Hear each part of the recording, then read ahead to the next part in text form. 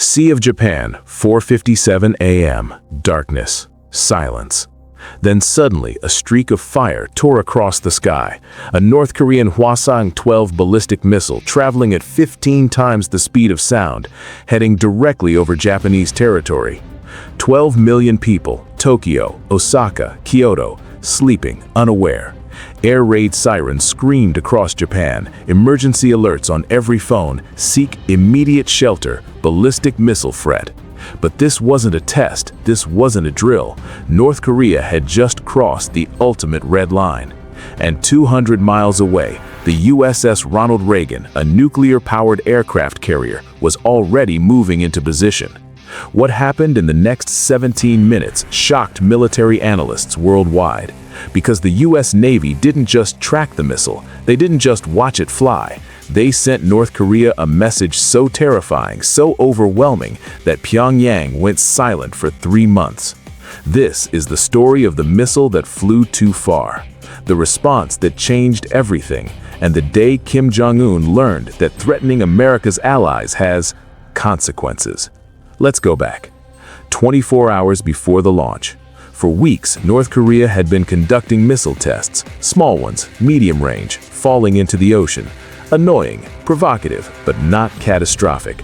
But intelligence agencies noticed something different this time. At 2 a.m., U.S. reconnaissance satellites detected unusual activity at Pyongyang Air Base. Missile transporters moving, fuel trucks arriving, launch crews assembling. CIA analysts studied the images. The missile being prepared wasn't small, it was a Hwasong-12, intermediate-range ballistic missile capable of reaching Guam, capable of carrying nuclear warheads, and it was being positioned on a launch pad aimed eastward toward Japan. At 3:30 a.m., the Pentagon issued urgent warnings to Tokyo and Seoul. North Korea preparing imminent missile launch, trajectory unknown, be prepared for anything. At 4:45 a.m., Japanese air defense systems went to maximum alert. Patriot missile batteries activated, fighter jets scrambled, but they had no idea where the missile would go, or what Kim Jong-un was trying to prove.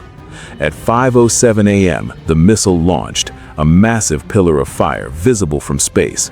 The Hwasong-12 rocketed into the sky at terrifying speed. Within seconds, U.S. Space Force tracking systems locked on, calculating trajectory, predicting impact zone. Then the data came in, and officers in the Pentagon went silent. The missile wasn't heading for the ocean. It wasn't aimed at empty sea. It was flying directly over northern Japan, over populated areas, over millions of civilians. At 5:02 a.m., the missile reached peak altitude, 550 kilometers, the edge of space.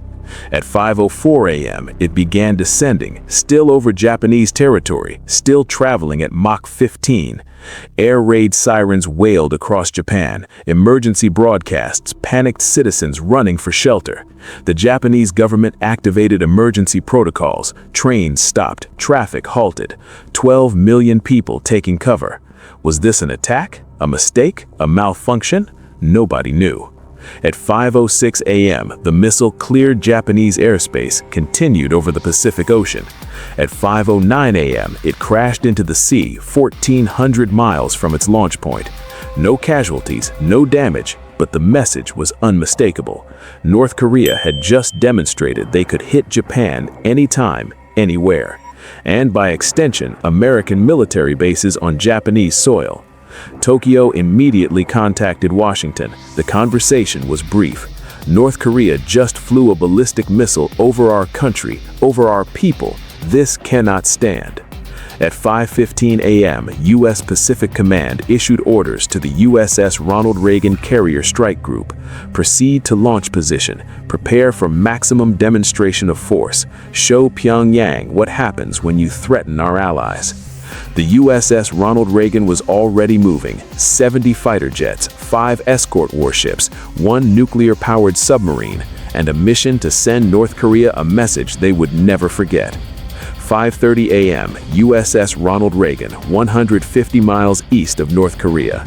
Admiral Marcus Webb stood in the Combat Information Center, the same room where hundreds of military operations had been planned, but this one was different. His orders from Pacific Command were clear: demonstrate overwhelming capability, make it personal, make it unforgettable. Admiral Webb assembled his strike group commanders, pilots, weapons officers, intelligence analysts. Gentlemen, 30 minutes ago, North Korea fired a missile over Japan.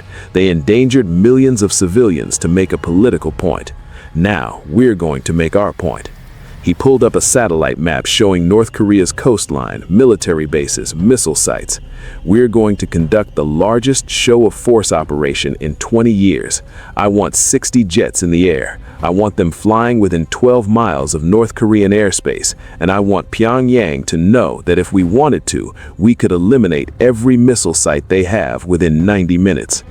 At 6 a.m., the operation began. 40 F/A-18 Super Hornets launched from the carrier deck. 20 F-35 Lightning fighters joined from Iwakuni Air Base in Japan. South Korean F-15s added another 12 aircraft. 72 combat aircraft, the largest aerial formation in the region since the Korean War. And they all flew in one direction: North Korea. At 6:30 a.m., the formation reached its position, 12 miles from North Korean airspace, close enough to be seen on every radar in Pyongyang, close enough to strike, but not entering their airspace. The message was perfect: we're right here, we can see you, and you can't stop us. But Admiral Webb wasn't finished. At 6:45 a.m., 2 B-1B Lancer bombers arrived from Andersen Air Force Base, Guam. The Athnist means visible or open. These bombers flew along the North Korean coast, low, fast, demonstrating precision strike capability. North Korean air defense systems lit up, radars tracking desperately, but they didn't fire, didn't intercept, because they knew if they engaged American aircraft, it meant war, total war. At 7 a.m., the USS Michigan and Ohio-class submarines surfaced 30 miles from North Korean coast.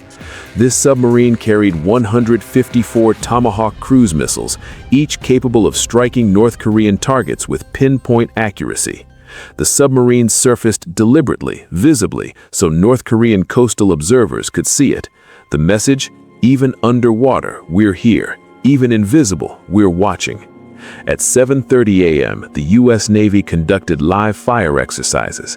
Ships launched missiles, jets dropped precision bombs, all in international waters, all perfectly legal, but all within sight of North Korean military positions. The sound of explosions echoed across the Sea of Japan, the smoke visible from Pyongyang.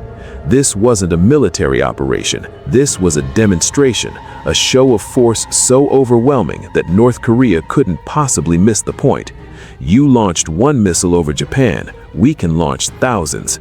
You endangered civilians to make a statement, we can end your regime in hours. At 8 a.m., Admiral Webb received a report from U.S. intelligence. Sir, North Korean military communications have gone silent. No radio traffic, no radar activity. They've shut down. Not because of technical failure, because of fear. Pyongyang had gotten the message. So what did the missile crisis really prove? First, North Korea's provocations have limits. They can test missiles in the ocean, but flying them over Allied territory triggers overwhelming response.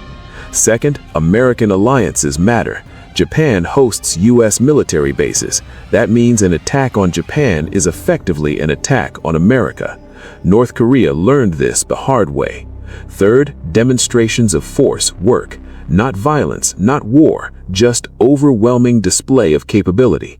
72 aircraft, 2 strategic bombers, 1 submarine, live fire exercises within sight of enemy territory. That sends a message more powerful than any diplomatic statement. But here's the deeper strategic reality. North Korea needs nuclear weapons and missiles because conventional warfare is suicide. Their military is decades behind. Their economy can't sustain prolonged conflict. So they rely on threats, on provocations, on making themselves appear more dangerous than they actually are. The missile over Japan was supposed to demonstrate strength. Instead, it exposed weakness. Because strong nations don't need to fire missiles over civilians to prove their power. Strong nations demonstrate capability when challenged, and that's exactly what America did. This incident also sent messages to other adversaries watching. China saw the speed of American response, 72 aircraft airborne within hours, coordinated with Japan and South Korea, seamless alliance operations. Russia saw American commitment to defending allies, no hesitation, no diplomatic delays, immediate military action. Iran saw what happens when you threaten U.S. allies in your region. Overwhelming force appears at your doorstep. This is why American military alliances endure, not because of signed treaties, because America backs up commitments with action. Japan knew that within hours of North Korea's provocation, the full weight of U.S. Pacific forces would respond. That's deterrence, that's credibility. And that's why 3 months later, North Korea resumed missile tests, but never again over Japan. They got the message. They learned the lesson. Some lines cannot be crossed.